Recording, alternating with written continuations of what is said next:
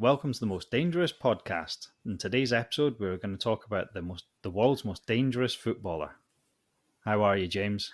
I'm okay. I'm not too bad. A little bit under the weather actually this week, so you might hear it in my voice. I don't know what it is. I don't think it's COVID. I think it's just a bit of man flu. But I'll battle through. Man flu is a terrible thing. It is. I'll manage. Yeah. How have you been this week?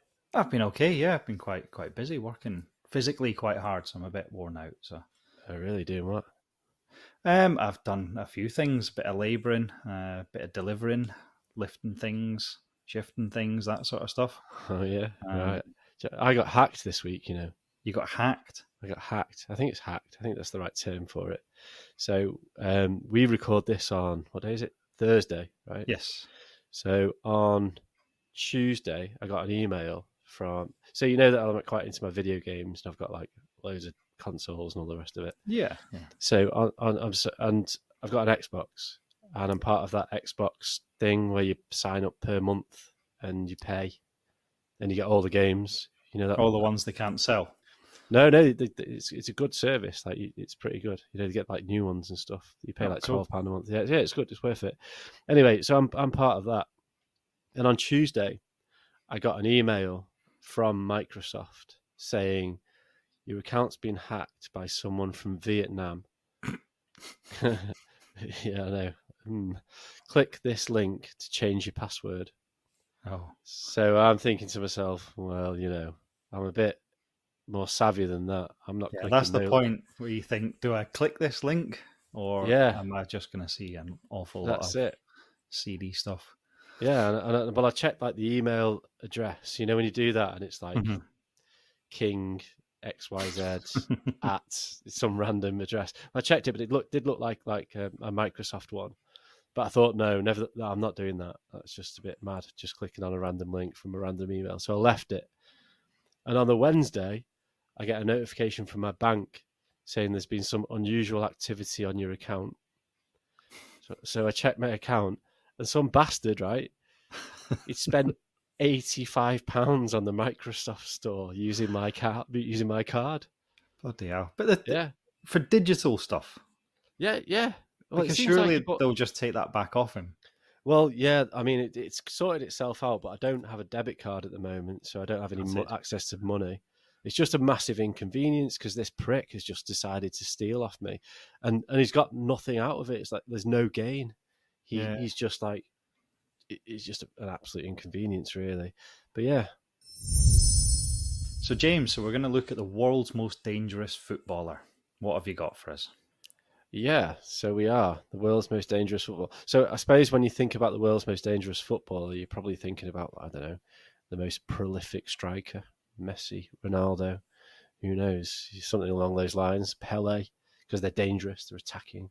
I don't want to sort of get too bogged down in sort of the football stuff because I know some of our listeners probably aren't really into. Well, if we've got listeners at this point, aren't really into, the sporting side of things. So this is more of a sort of a fun journey. Yeah, we're talking death danger here. Death danger, yeah. Like I'd say every week, it's all about the death, right? It is, yeah. So what I want to do first of all is I want you to picture yourself in 1990 Britain. Wow. I know you were alive then. I know you're an old man. Yes, I was alive. But you were probably quite young there. But let's just picture the scene, okay? So in March that year, there were the poll tax riots. Wow. Margaret Thatcher resigned as Prime Minister in November and John Major took over. So it's a good year. The Berlin Wall, well, that fell in 1989. But, politics, yeah. But I mean, the politics were evolving throughout Europe. The World Wide Web was developed. Not the internet, the internet was done way before then, but the World Wide Web as we know it, the www. The internet we were allowed to use. Yeah, that's it. So that came about in the 1990s. There was something that happened in Switzerland, which I read about, which I can't remember. And then The Simpsons aired in 1990 as well. So things were changing. The landscape was changing in the world. The end of the Cold War. A lot of positivity. Absolutely, yeah. And although that probably wouldn't really get recognised until the mid-90s, because we all know how good those times were, there was definitely something on the horizon. Things, Tory rule was coming to an end, and as you say, in retrospect, it does seem like a good year. And another couple who had a good year that year were Marlene and Kevin Ramsey, because on the 26th of December 1990, they gave birth to a healthy little boy called Aaron James Ramsey. Aaron James Ramsey.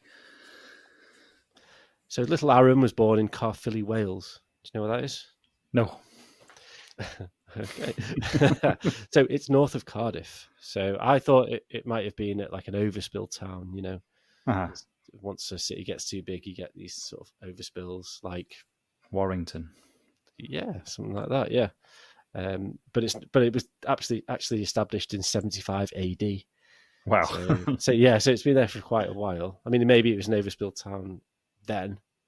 So it's a bit of a slow growing town. If it was Yeah. So it's just a part. I think it's just a part of like the Cardiff suburbs. If you still waiting for its boom. Yeah, I mean, I've never been. It might be quite nice, but who knows? But yeah. So it's part of Cardiff, I think. I mean, if anyone's from that part of the world, they'll probably hate me for saying that. But that's what it looks like on the map. Yeah. So young Aaron attending Rhymney Valley Comprehensive School. He was first introduced to Rhymney. Rhymney, I think that's how you say it. This is, when I was like starting off researching this, and I started looking at the names and stuff. Oh shit! Why have I picked a Welsh person? All the jumbled up letters. Yeah. That's why I didn't send you any notes, so you couldn't sort of double guess it. So I'm going to say Rhymney. That's Rhymney. Rhymney Valley Comprehensive School, as opposed to Rhymney. Ramsey. So he was first introduced, according to this, to football when he was 8. 8? Yeah, 8 years old. That's what you get with these sports people, don't you? It's like they start really young and they've just got this knack. And that's what became apparent here as well. He just had a talent for sport. He was just a sporting hero. And being from Wales, he was a keen rugby player as well and an athlete. But it seems like he always preferred football. And he eventually signed for Cardiff as a youth player. When he was actually approached by, you don't like rugby, do you, very much? I don't mind rugby. The problem is that I'm a Scotland fan, so it's really difficult to enjoy rugby. Yeah. But I mean, I like it. Sometimes Scotland are okay. I remember back in 1998, I think we won something. Yeah, well, this is a bit different. So there's two types, isn't there? There's rugby union, which is what you're talking about. Yes, with the nations, and then there's rugby league with like Sale and things like that. So I prefer. Well, I don't mind rugby union. I'm a bit of a fair weather fan when it comes to rugby union. I just watch like the big games, like the Five Nations or whatever. Yeah. But the rugby league stuff, I just don't have any idea about. Apparently, there's different rules. There's There's a different amount of people on each side. Who knows? I know there's 13 players instead of 15. That's the only thing I know about it. Yeah, yes. I know that Wigan and St Helens don't like each other. Well, funny you should mention St Helens. So sorry, rugby league fans. We don't have a clue about this, but funny you should mention St Helens because St Helens actually approached Aaron Ramsey to sign him as a rugby player when he was very young, but he turned them down because he'd already signed for Cardiff as a football player. Mm-hmm. Yeah, so it could have been like really different. He could have been a Welsh rugby union rugby player, but no. But he just sounds like to me one of these blokes. I don't know. You must have had these at school. Like I think there was like one or two in my year who were just fucking good at everything, and you hated them for it. Like they were dead good at sport, they were dead good at academia, and they were also like really sound people as well. Yeah, I hate people like that. Yeah, but you can't. You're like, oh no. You see him like sort of in the corridor, you'd be like, oh no, him. Yeah. And then you talk to him, and they'd be like, oh yeah, you're dead sound. Stop being dead sound because you're dead good at everything. They make it really hard for you to hate them. Yeah, exactly. Like, there's like an example of that. Do you know a professional rugby player called Matt Dawson? I know of him. Yeah. You ever come across him? So this is the sort of person I'm talking about, right? So, professional rugby player. He won the World Cup, the Rugby World Cup with England in 2003.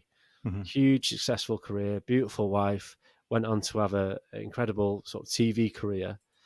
And then he went on to do Celebrity MasterChef, right? And he fucking won it. Like, stop being brilliant. When's my go? That's it. You've had your turn. Yeah, you were good at rugby. Leave cooking to other people. So, Aaron Ramsey, a player you know well, because I know that he played for your team. He went on to have an illustrious career, actually, breaking into Cardiff's first team in 2006 and staying with them in 2008 when he was then snapped up by Arsenal. Did he go straight from Cardiff to Arsenal? He did, yeah, but he played at Arsenal from 2008 to 2019. Right. This is probably where he's most well remembered. But there was a couple of loan spells thrown in to Cardiff and Nottingham Forest.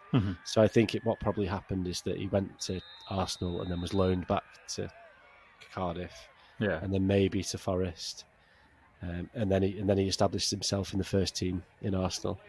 Ended up playing 262 games and scoring 40 goals. Wow! So as I say, he played there till 2019. In 2019, he'd then gone to move to Italian powerhouses Juventus. He didn't do too well there. I think injuries were sort of starting to catch up with him. He spent a lot of time on the sidelines. He did, yeah. And in that time, he actually spent a loan season at Rangers, your club. He did, yes. Which you probably remember quite well. I think he played about 4 games for you, something like that. It wasn't many. He turned up after, I think, about a year injured. And Rangers have a good habit of actually signing players that are injured, thinking that, the Scottish water or something will fix them. Yeah, we'll sort them out. It's fine. Yeah, couldn't run the length of himself when he turned up, but he scored 1 goal against Celtic. I remember that. Well, that's the but we lost the cult game. Hero. Oh, did you? Oh, yeah. Never mind. Yeah, cult hero. And of course, missed the penalty in the UEFA Cup final. Yeah, that's a shame. Yeah. You win some, you lose some. That's the nature of the beast. So, not great memories of Aaron Ramsey, but not his fault. No. I mean, no hard feelings. He was a great player. I mean, he was. After leaving yourselves in 2022, well, I suppose leaving Juventus, but that was the end of the loan spell as well. He moved on to a French team called Nice, and you know Nice very well. I know Nice, yeah, you lived there for about 12 months, I believe. Yes, I did. Yeah. Lovely place. It is lovely, yeah, because I paid you a visit. Used to go and see the team play occasionally. Oh, did you? Yeah, they're pretty good these days, I think. 5 or 6 times, I think. Yeah, you could technically call yourself a Nice fan or a Nice fan. I had a shirt, but it was one of those football shirts that if you touched anything, it pulled little bits of threads out of it and got ruined really quickly. Oh, a cheap one. Cheap, crap material. Yeah. Do you know what their full name is? Olympic Gymnastic Club de Nice. Oh, right. Olympic Gymnastic. Yeah, what a weird name for a football team. Yeah. That's my middle name. Gymnastic. Olympic Gymnastic. James Olympic Gymnastic. I'm so athletic. So he moved to Nice in 2022, and he played with them until this year, actually, 2023, and then he moved back to Cardiff. Is he back at Cardiff? Is he still playing? He's still playing, surprisingly enough, yeah. So, like I say, I think injuries have taken their toll, but he's moved down a division, back to his hometown, technically speaking. Sorry, Caerphilly residents. And I think this, to be fair, I think this is probably going to be his sort of final swan song, if you like. He's probably going to hang up his boots there, which is a lovely story, really. When did he start again? We're talking sort of good 10, 12 years or whatever, going around Europe to the big clubs as well. They're not just sort of small clubs, these, are they? So he's done the rounds. I think any player to have, 260 appearances in the English Premier League with a team that quite a lot of that time were in the top. Well, they were always in the top 4, weren't they? That was Wenger's thing. That's right. In 2008, they're not so big these days, but at the start of that, when he was first introduced into the team, 2008, they were potential winners of the Premier League. So that's what I mean. That's what I was saying before. This guy's not a shithouse. He's a decent player. You might not put him in the same sentence as Ronaldo or Messi or whatever, but he was a decent. Well, he's still a decent player. Yeah. I mean, in this time as well. So he's back at Cardiff now, but you've got to remember he's an international player as well. So he played 84 times for Wales. He scored 21 goals, and he was instrumental in helping Wales qualify for the 2022 World Cup, which you'll remember from winter last year, December. Yes, the weird one that was in Qatar. It was very weird, yeah. But this was the first time that Wales qualified since 1958. Huge player for Wales, generally speaking. An absolutely awesome player all round. He's won loads of trophies. He's won the FA Cup a couple of times. You know, when Arsenal were just winning the FA Cup, that was their thing. Yeah. He won the Serie A with Juventus and the Italian Cup with them. The Scottish Cup with yourselves. And like you say, he got to the Europa League final. So, I don't know. I just feel like maybe I'm a bit biased, you know, because of my Welsh roots, I suppose. But he's a bit of an unsung hero, I think. He's one of these players that perhaps you look back on in 20 years' time and think, yeah, do you know what? He was actually all right. He was actually all right, him, yeah. Okay, so we've got through the sort of meat and bones of it, his career and all the rest of it. Thanks for bearing with me. As I say, I'm a little bit under the weather, so we'll get down to why this guy is the most dangerous footballer, I think, anyway. See, I'm intrigued about this because I've never... you told me you were going to do the world's most dangerous football, and I thought, God, wow. How's he going to pick this? And you came up with Aaron Ramsey. Now, I can't think of him doing anything dangerous. Well, no. So I'm intrigued. If you Google him and you look at him, he looks like the most wholesome person in the world. Doesn't seem like he's been in any sort of legal trouble or anything like that, you know. No, he's not got any scars. He's never holding a knife or anything. No, that's it. I mean, I don't know how many times he got sent off. It probably wasn't that many. I can't remember. I didn't look that up. But yeah, but there is a reason why I picked him. So, as you know, sport is full of superstition, right? So, you know, players do things in a certain way, maybe put their left sock on first or tie their boots in a certain way in the changing room. And curses as well. Did you ever hear about the Yaya Toure curse? I didn't hear about the Yaya Toure curse, no. Right. Okay. So you know Yaya Toure? Yes. He played for Manchester City. But you know, he was another excellent player, absolute beast from the Ivory Coast. Well, one year when he was playing for them, his birthday came around, and the football club didn't buy him a birthday cake. So what he decided to do, he was dead pissed off, and what he decided to do was go and see a witch doctor and put a curse on Manchester City, in the sense that saying that they would not win the Champions League. Right. Okay. Has he had that lifted now? That was lifted last year. Oh, was it really? It was. And guess what happened? Well, they won the Champions League, didn't they? There you go. You see. So maybe it was true. Maybe there's some truth in that. Yeah. No, I did. I heard an interesting story, funnily enough, just today, about a superstition that Gaza had with Les Ferdinand. Have you heard the story? Are there's children listening to this, I think. Let's say that Gaza shook his hand in a special way before the start of most games because he had a cracking big hand.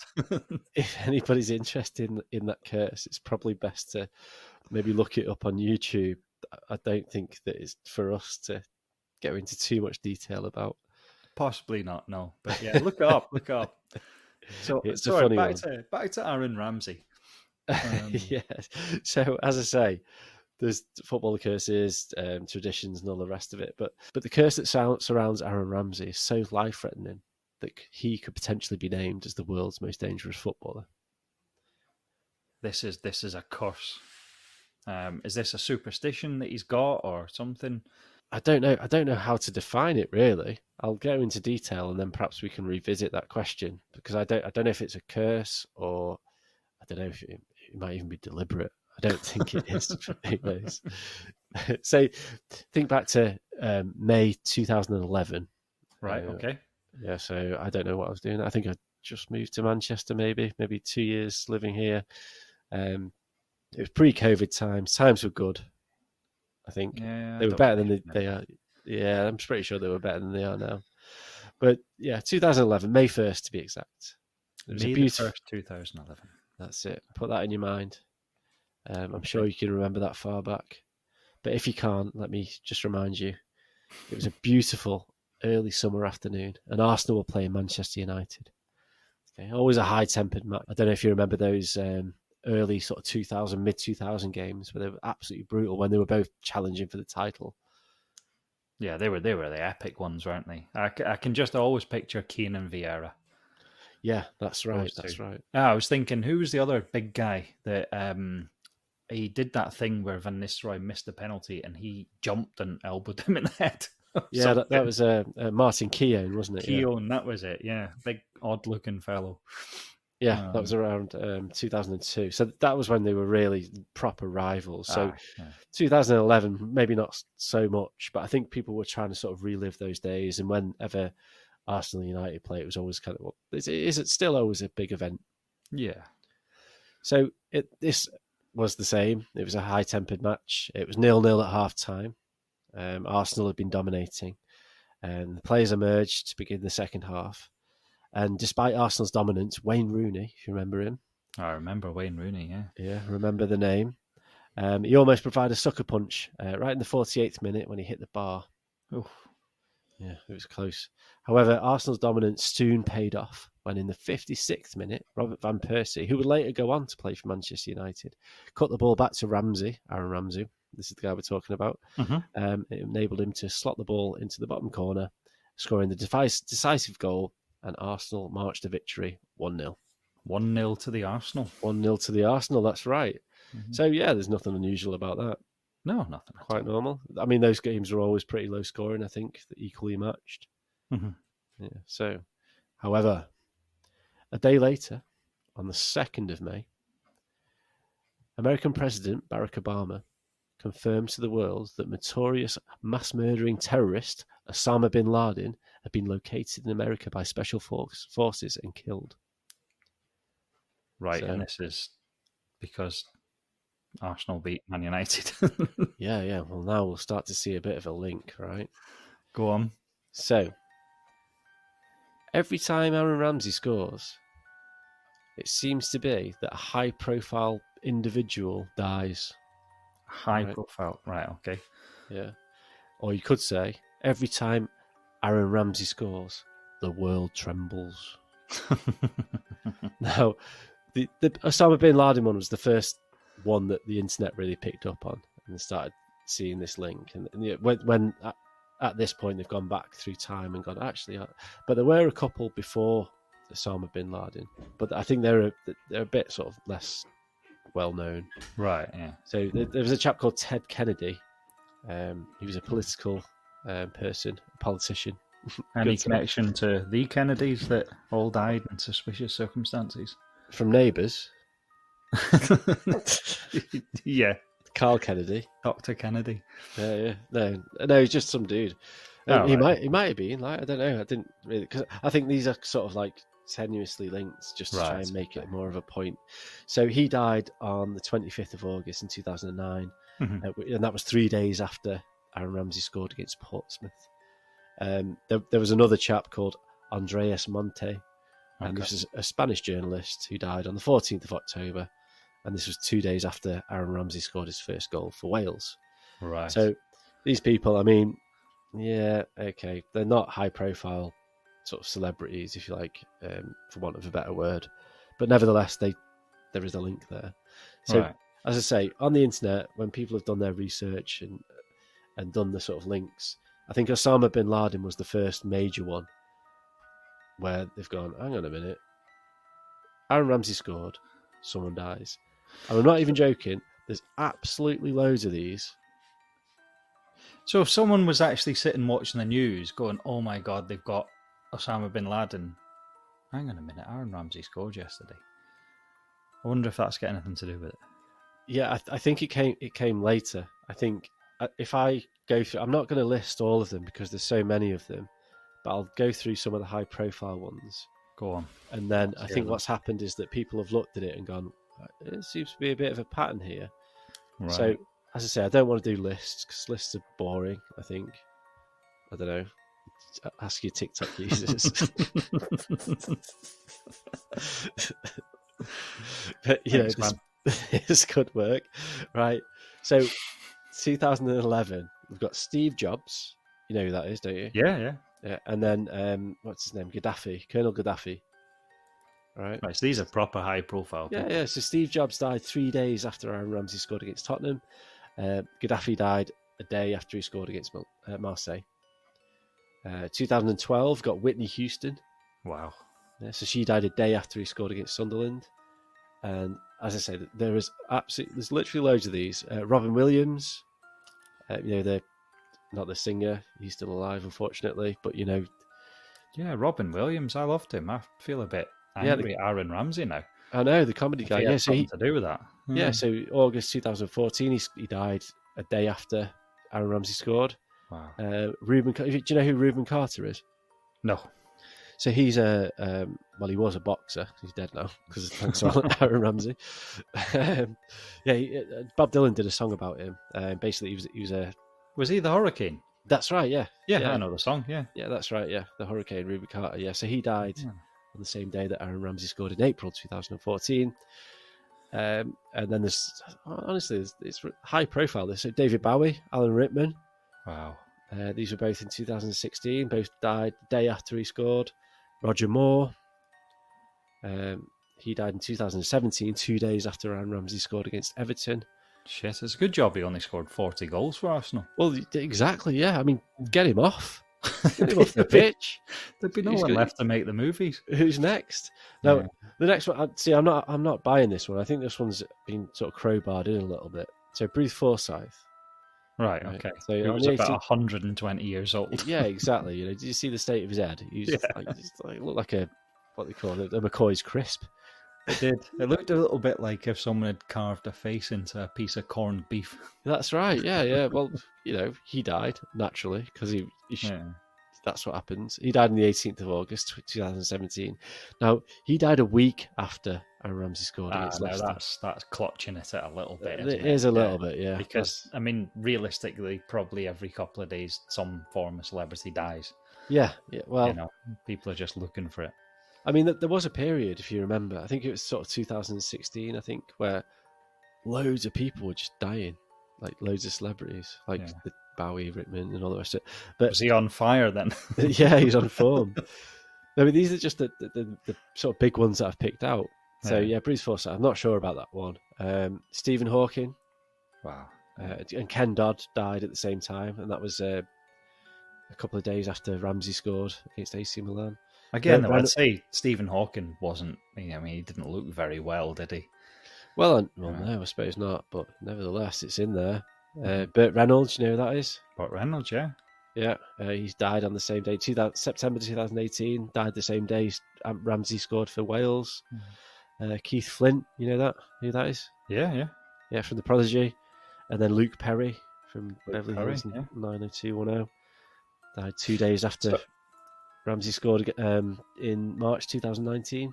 So I'm beginning to think that as Aaron Ramsey got towards the sort of latter part of his career, that he started to get quite a lot of injuries, and I'm starting to think were celebrities actually just paying someone to smash his knees, or yeah, that's what I'm thinking as well. Like, take him out. Can you imagine these like billionaires sitting in their house paying someone to actually watch the Arsenal game? Yeah. Oh, shit, And in the team today, Aaron Ramsey. Shit. Shit, he scored, wrapping them up in cotton wool. Yeah, get the doctor. Your heart's fine. Yeah, that's. It's just it's weird. It's like either he has some magical power, or it's a really mad coincidence. I mean, it's still going on. So even August last year, 2022, Olivia Newton-John, she died a day after Ramsey equalised in his debut, actually, for Nice against Toulouse. Do you think the government should step in here? I think so. I think someone needs to take him out. I mean, even as recent as September last year. Now, this is a good one, this. Yeah. So, Aaron Ramsey, on the 4th of September 2022, he scored a goal against Monaco. He was playing for Nice at the time. Right. I mean, the goal was ruled offside, but nevertheless, he scored. So, this was on the 4th of September.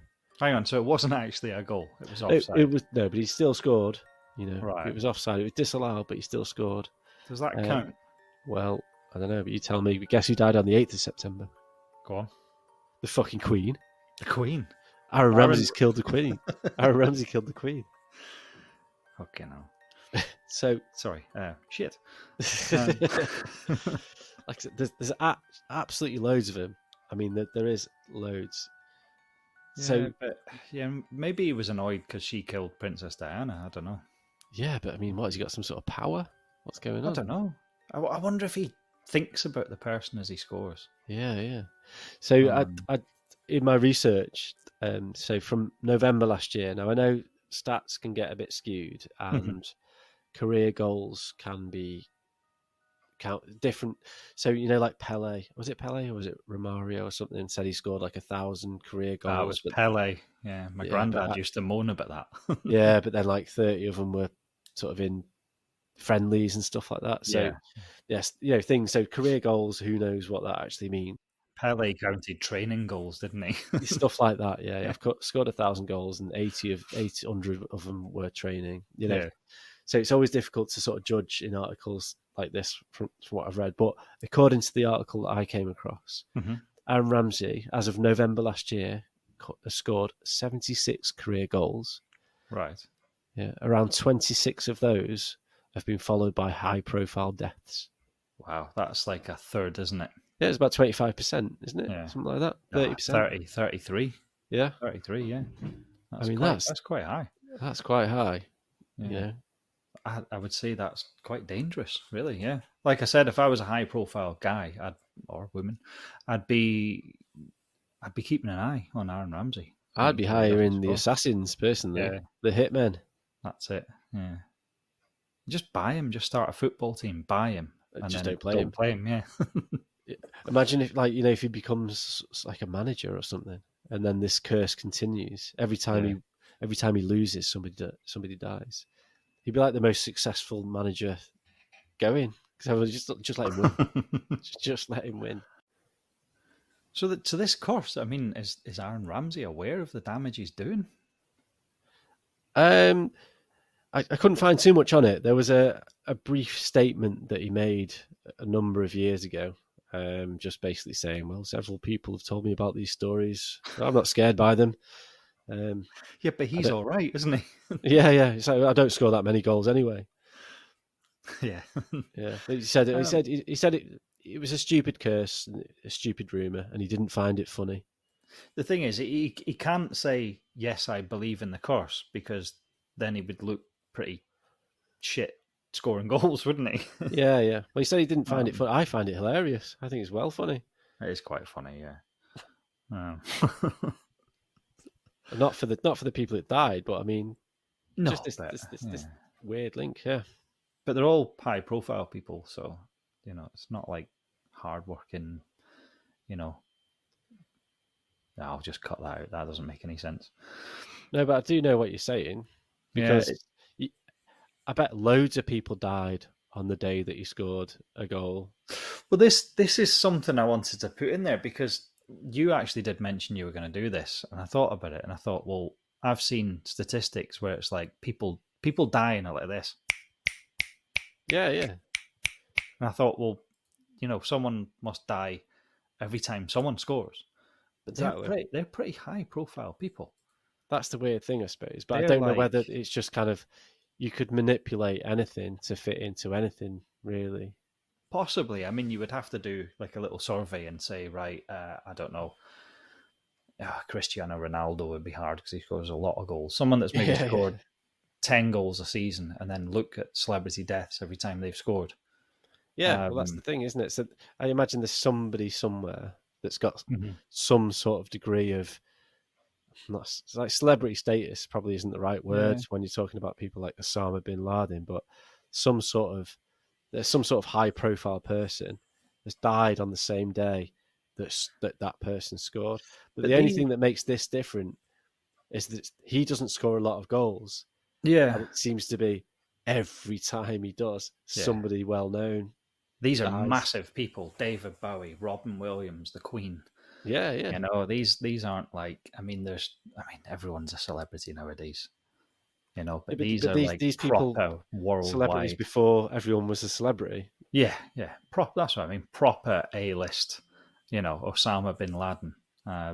You know, these are like worldwide known people. Absolutely, yeah. I think Um, it's really bizarre. I think it's really strange. and I always think that the statos out there that come up with these things, I would like to think they've checked it. They've checked it with some other footballers and gone, no, this is definitely just Aaron Ramsey that's murdering all these people. Yeah, I wouldn't go on that. We probably should have done more research. Well, I should have probably done, but yeah, I wouldn't. Yeah. But yeah, I don't think if it was me, I don't think I'd feel bad about it because it's not really his fault. He's not. Well, you're going just about doing your it. job, aren't you? It's Yeah, like every time I sign a letter, someone dies. I mean, I'm not going to stop signing letters. It's just what I do. It's kind of, well, it sucks to be them sort of thing. Yeah, unlucky. Yeah. He's retiring soon anyway, so everyone can breathe easy. I know, that's it. Yeah. What if he starts playing like, you know, like indoor football where there's like 35 goals a game? Yeah, well, the world better watch out then, I suppose.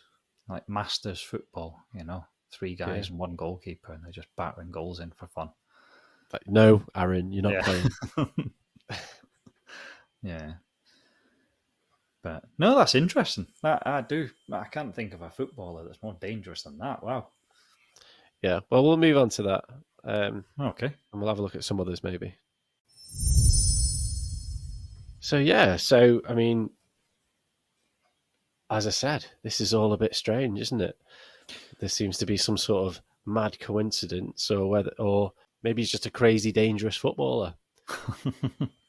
I think, like I said, I thought, no, this is a coincidence, but I think you've made me think, well, this is quite a coincidence. Yeah.